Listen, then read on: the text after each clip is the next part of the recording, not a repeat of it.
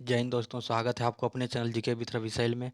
आज हम शुरू करते हैं एस के झा सर का एनसीईआरटी का विज्ञान बुक, जो कि क्लास 6 से 10 तक है। आज हम क्लास 8 का देखेंगे, जो कि दूसरा चैप्टर है आज।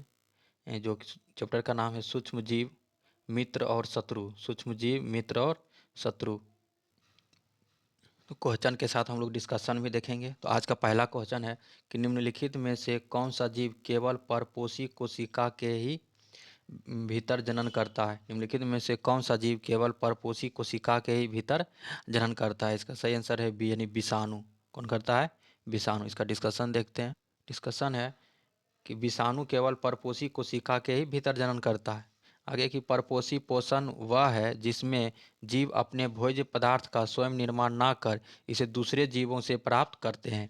आगे की विषाणु से होने वाले बीमारी। तो विषाणु से होने वाली बीमारी क्या है? तो चेचक, पोलियो, गलसुआ, रेबीज, हेपेटाइटिस, पोलियो, खसरा और एड्स। और जीवाणु से होने वाले रोग कौन सा है?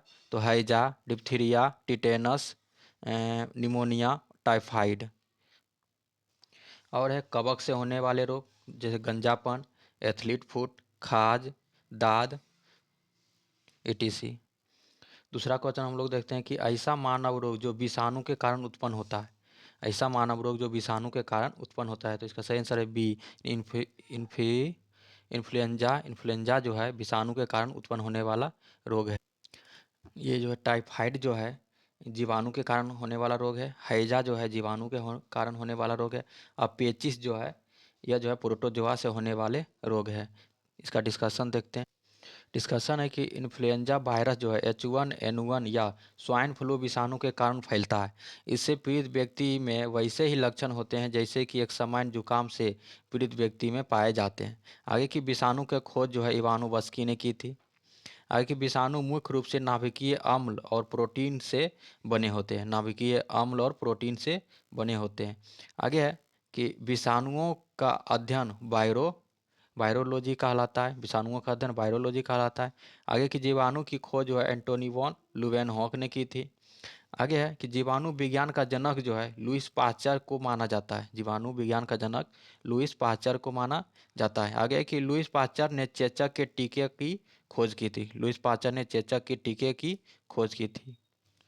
3 नंबर क्वेश्चन है कि परपोषी की कोशिकाओं के भीतर मौजूद रोगजनक सूक्ष्मजीव किन औषधियों से मर जाते हैं। परपोषी की कोशिकाओं के भीतर मौजूद रोगजनक सूक्ष्मजीव किन औषधियों से मर जाते हैं। तो 3 का सही आंसर है सी, यानी प्रतिजैविक औषधियाँ।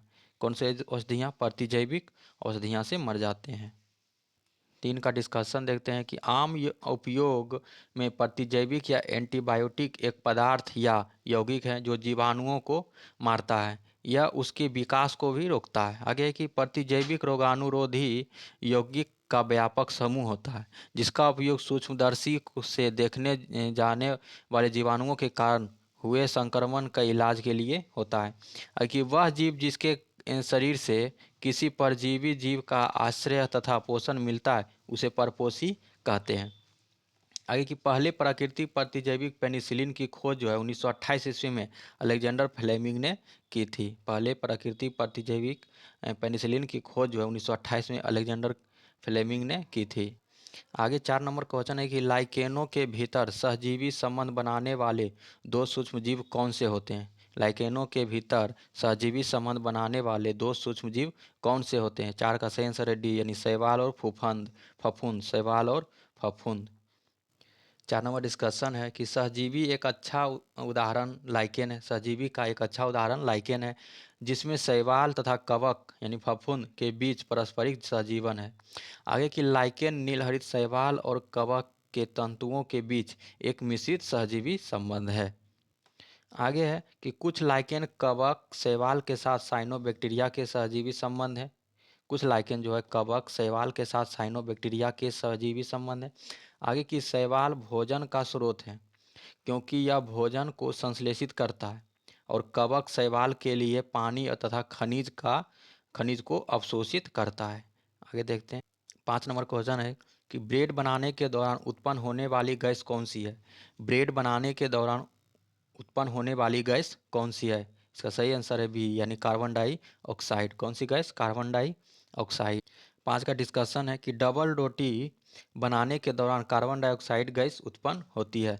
कार्बन डाइऑक्साइड एक रंगहीन तथा गंधहीन गैस है जो पृथ्वी पर जीवन के लिए अति आवश्यक है। आगे की कार्बन डाइऑक्साइड का उपयोग खाद्य उद्योग, तेल उद्योग और रासायनिक उद्योग में किया जाता है। आगे के कार्बोनेटेड पेय पदार्थ जैसे शीतल पेय, सोडा वाटर, बियर और स्पार्कलिंग वाइन जैसे अन्य पदार्थों में भी कार्बन डाइऑक्साइड का उपयोग किया जाता है। 6 नंबर क्वेश्चन है कि वह रोग जो एक प्रोटोजोआ प्राणी द्वारा उत्पन्न होता है और कीट द्वारा फैलता है। वह रोग जो प्रोटोजोआ प्राणी द्वारा उत्पन्न होता है और कीट द्वारा फैलता है। इसका 6 का सही आंसर है मलेरिया। क्या हो जाएगा? मलेरिया। 6 का डिस्कशन है कि मलेरिया मादा एनोफिलीज मच्छर के काटने से होता है और यह प्लाज्मोडियम प्रोटोजोआ से होता है। मलेरिया रोग से लीवर, किडनी और फेफड़ा प्रभावित होता है। आगे मलेरिया रोग के उपचार में कुनैन परिवार की क्लोरोक्विन दवा सबसे प्रभावी मानी जाती है। आगे की मानव शरीर में प्रवेश करने के बाद परजीवी शुरू में यकृत कोशिकाओं के भीतर वृद्धि करते हैं और फिर लाल रक्त कोशिकाओं को प्रभावित करते हैं। इसी का अगला चैप्टर हम लोग देखते हैं। तीसरा चैप्टर है संश्लेषित रेशे और प्लास्टिक। संश्लेषित रेशे और प्लास्टिक, एक एक करके क्वेश्चन देखेंगे। क्वेश्चन है कि निम्नलिखित में से संश्लेषित रेशा कौन सी है? निम्नलिखित में से संश्लेषित रेशा कौन सी है? इसका सही आंसर है बी, यानी नायलॉन जो है संश्लेषित रेशा है। इसका डिस्कशन है कि नायलॉन जो है एक संश्लेषित रेशा है। नायलॉन एक संश्लेषित रेशा है। नायलॉन रेशा मजबूत, लचीला और हल्का होता है और यह चमकीला और साफ करने में आसान होता है। चमकीला और साफ करने में आसान होता है। आगे है, आगे की लचीला होने के कारण यह अत्यधिक टिकाऊ होता है और यह तेल, ग्रीस, पतंगों, कवकों और कई अन्य कीटों के प्रति प्रतिरोधी होता है। आगे की इससे कोयले, जल और वायु से बनाया जाता है और यह पहला पूर्णतः संश्लेषित रेशा है। आगे है कि इसके कई गुणों के कारण इसका उपयोग धागा, रील धागा, रस्सी, seat belt, sari, track suit, raincoat इत्यादि में किया जाता है। आगे क्वेश्चन है कि निम्नलिखित में से कौन सा रेयान का एक स्रोत है? निम्नलिखित में से कौन सा रेयान का एक स्रोत है? 2 का सही आंसर है सी, यानी कास्ट लुगदी। कास्ट लुगदी जो है रेयान का एक स्रोत है। 2 नंबर डिस्कशन है कि रेयान का स्रोत जो है कास्ट लुगदी है। रेयान एक मानव निर्मित तंतु है जिसे सेल्यूलोज नामक प्राकृतिक कच्चे माल से रासायनिक उपचार द्वारा तैयार किया जाता है। रेयान एक क्या है? मानव निर्मित तंतु है जिसे सेल्यूलोज नामक प्राकृतिक कच्चे माल से रासायनिक उपचार द्वारा किया जाता है। रेयान बनाने के लिए आवश्यक सेल्यूलोज लकड़ी के गुद्दे से प्राप्त होता है। आगे क्वेश्चन है कि पॉलीकोट बनाने के लिए मिश्रित किए जाते हैं क्या क्या चीज़ को? पॉलीकोट बनाने के लिए मिश्रित किए जाते हैं। तो 3 का सही आंसर है डी, यानी पॉलिएस्टर और कपास। पॉलिएस्टर और कपास को मिश्रित किए जाते हैं। 3 नंबर डिस्कशन है कि पॉलीकोट पॉलिएस्टर और कपास का मिश्रण है। पॉलिएस्टर पॉलीमर की एक श्रेणी है जिसे एस्टर कार्यात्मक समूह को उसकी मुख्य श्रृंखला में शामिल किया जाता है। कपास एक मुलायम नरम रेशा है। कपास एक मुलायम नरम रेशा है। आगे क्वेश्चन है कि निम्नलिखित में से थर्मोसेटिंग प्लास्टिक का चयन कीजिए। थर्मोसेटिंग प्लास्टिक का चयन कीजिए। इसका सही आंसर है ए, यानी मेलामाइन। क्या है? मेलामाइन। 4 का डिस्कशन है कि थर्मोसेटिंग प्लास्टिक जो है बैकेलाइट, मेलामाइन। आगे है कि पॉलीथीन और पीवीसी थर्मोप्लास्टिक है। आगे है कि थर्मोप्लास्टिक पदार्थ गैसीय अवस्था में लाने के लिए पिघल सकता है। आगे थर्मोसेटिंग प्लास्टिक ऐसे प्लास्टिक होते हैं जिन्हें एक बार ढाले जाने पर गर्म करके नरम किया जा सकता है। आगे ये प्लास्टिक पॉलीमर है जो गर्म होने पर अपरतनीय रूप से कठोर हो जाते हैं। आगे है कि इनके पास उच्च गलनांक और तन्य शक्ति है। इनके पास उच्च गलनांक और तन्य शक्ति है। आगे है कि थर्मोप्लास्टिक गर्म करने पर आसानी से विकृत हो जाता है, अर्थात आसानी से मुड़ा जा सकता है। 5 नंबर क्वेश्चन है कि रेशम के समान दिखने वाले पदार्थ कौन सा है। रेशम के समान दिखने वाले पदार्थ कौन सा है? इसका सही आंसर है बी यानी रेयान। रेयान जो है रेशम के समान दिखने वाले पदार्थ। 5 नंबर डिस्कशन है कि रेयान रेशम के समान दिखने वाले पदार्थ हैं। इस कारक के कारण इसे कृत्रिम रेशा भी कहा जाता है। आगे है कि नायलॉन जो है यह मानव निर्मित प्रथम पूर्णतः संश्लेषित रेशा है। यह पॉलीएमाइड से बना एक बहुलक है। आगे है कि पॉलिएस्टर यह एक संश्लेषित रेशा है। पॉलिएस्टर जो यह एक संश्लेषित रेशा है। उदाहरण के लिए टेरिलिन, पीईटी। आगे 6 नंबर क्वेश्चन है कि खाना बनाने के बर्तनों के हत्थे तैयार करने का सबसे उपयुक्त पदार्थ कौन सा है? खाना बनाने के बर्तनों के हत्थे तैयार करने का सबसे उपयुक्त पदार्थ कौन सा है? 6 का सही आंसर है डी यानी बैकेलाइट। कौन सा है? बैकेलाइट। 6 नंबर डिस्कशन है कि बैकेलाइट एक प्रारंभिक प्लास्टिक है। आगे की बैकेलाइट फिनॉल और फॉर्मेल्डिहाइड है। आगे इसके उत्कृष्ट रोधन गुणों के कारण इसका उपयोग स्विच, खाना पकाने के बर्तनों के हैंडल आदि में किया जाता है। आगे है कि यदि विद्युत और ऊष्मा का उच्च प्रतिरोध रखता है, यह विद्युत और ऊष्मा का उच्च प्रतिरोध रखता है। 7 नंबर क्वेश्चन है कि निम्नलिखित में से कौन सा प्लास्टिक एक सामान्य गुण नहीं है? कौन सा प्लास्टिक का एक सामान्य गुण नहीं है? 7 का सही आंसर है डी यानी विद्युत का अच्छा चालक सामान्य गुण नहीं है। सामान्य गुण क्या है? तो यह अक्रियाशील है, भार में हल्का है, अधिक चलने वाला है। 7 नंबर डिस्कशन है कि प्लास्टिक गैर प्रतिक्रियाशील है, वजन में हल्के और टिकाऊ होते हैं, लेकिन वे बिजली का संचालन नहीं करते हैं। आगे की अधातुएं विद्युत का सुचालक नहीं होती है। विद्युत का सुचालक हीरा, ग्रेफाइट, सल्फर, फ्लोरीन में होती है। 8 नंबर क्वेश्चन है कि कॉलम ए और कॉलम बी को कुछ शब्द दिए गए हैं, तो इसे क्या करना है?